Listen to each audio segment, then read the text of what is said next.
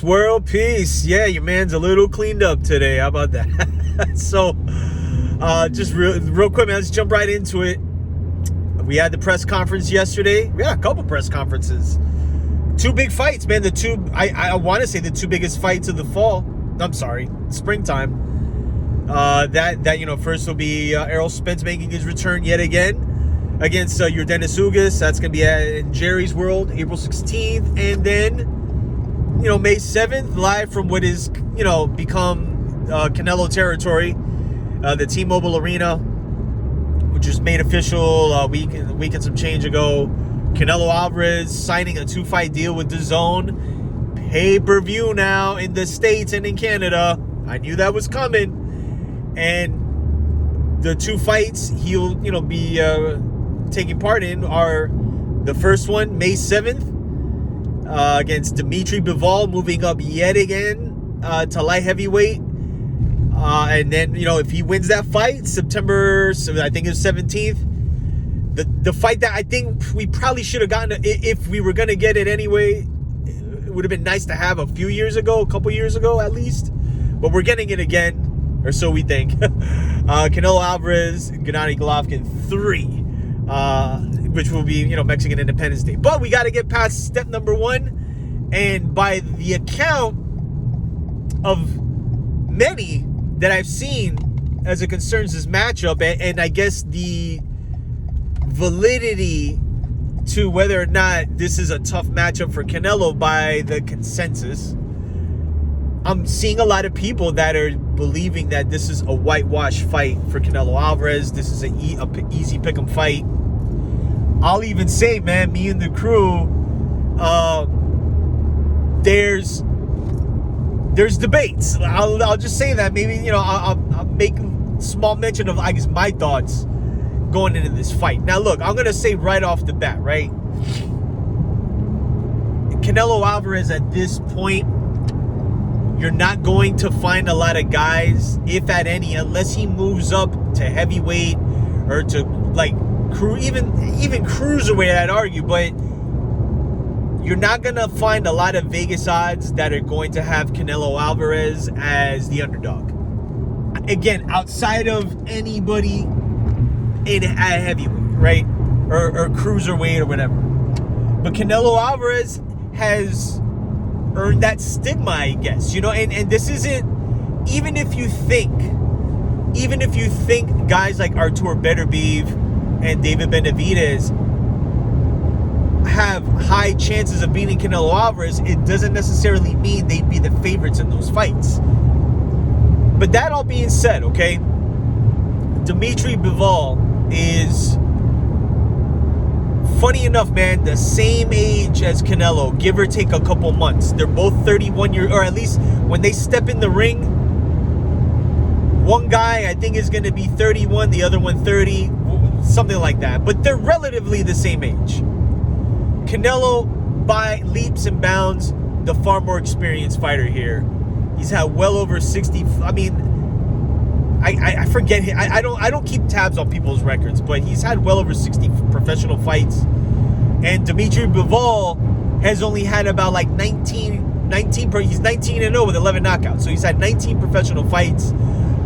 Decorated amateur career. Again, I always bring that up.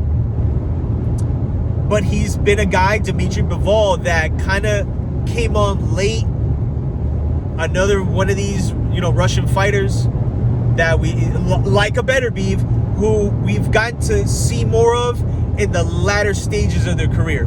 Not to say Dmitry Bivol is past his prime or anything like that. I'm just saying he's 31 years old with only 19 professional fights. So, and then you look at Lomachenko, 32 with how many professional fights, but these guys started a little late in the pros as opposed to starting at 18, 19, even 20 years old. Anyway, so Dmitry Bivol, okay, he and Artur Beterbiev, I feel, are the two guys that when we talk about Canelo Alvarez fighting a legitimate light heavyweight, mind you, one of the champions, prior to this fight being made, Bivol and Beterbiev were the two guys that, if asked what two light heavyweights you'd want to see him in the ring with, those were the two. So we got one of those fights. Beterbiev, I feel by many accounts, the reason why people want to see him in there with Canelo is because he's a big banger. Okay, he has vulnerabilities too. He could get hit, but he's another one of these workhorses that you hit him, but he's throwing 2 shots back at you, and sometimes those 2 shots are landing, or even that one just does enough. Where Dmitry Bivol, he's a different fighter, okay? And I'm gonna tell y'all this. I know people think Artur Beterbiev is the tougher style matchup for Canelo, but I'm gonna tell y'all this, and I'm not predicting Bivol to beat Canelo, okay? Like, let me just say, like, I favor Canelo in this fight, but not in the realm or in the stratosphere that I think other people are putting him in, okay? I'm gonna tell y'all this. This is not going to be as easy a fight as people think. The thing about Dmitry Bivol that I like, all right, number one, okay? The one thing about a lot of these Russian fighters, you hear the term, like there's no special effects, they're straight up and down. You know, you hear people say that. But I'm a film guy, okay? Shot to train. Like, we're big horror buffs. We're big, you know. There's the idea of not having special effects, but there also is the world where I came from, as far as movies are concerned, particularly horror movies, where practical effects sometimes just do enough. Now, the reason I say that is because there's things we've historically seen Canelo stylistically look better against than the latter. And this is why I draw the correlation, or this is why I would maybe argue this, okay? Dmitry Bivol stylistically might be a tougher task than Artur Beterbiev. The thing about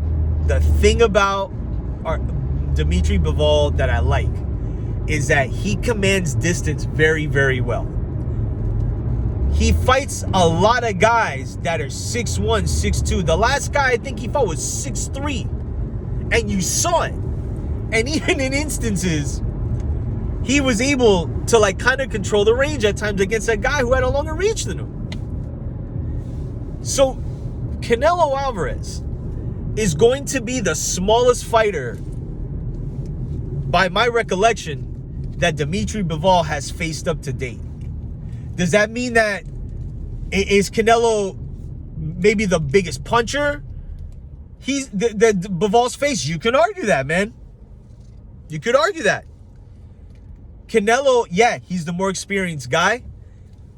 Is Canelo the best boxer that Bivol has probably faced? You know what? Yeah, probably. I would argue, yeah. But all that being said, it really does come down at points, and I say this time and time again. When you start going up in weight, there comes a point where you may fight a fighter that you're more experienced in, tit for tat. You might have more tools in the bag. But I'm telling y'all this, man. Dmitry Bivol does things that I really feel Canelo is going to have to go in his tool bag to try to figure him out a little bit, okay? And this is where me and the crew are kind of at odds. We all favor Canelo. Let's just say that. I just think the disparity of how drastically far apart Canelo is from Bivol against what I believe is a true light heavyweight in his prime, fresh and skilled. I don't think this is gonna be an easy fight, guys. And dare I say, when that bell rings, I don't think Canelo's gonna knock. I could see him winning a points fight, but I could also see that bell ringing, and we're like, oh, you guys got to go back.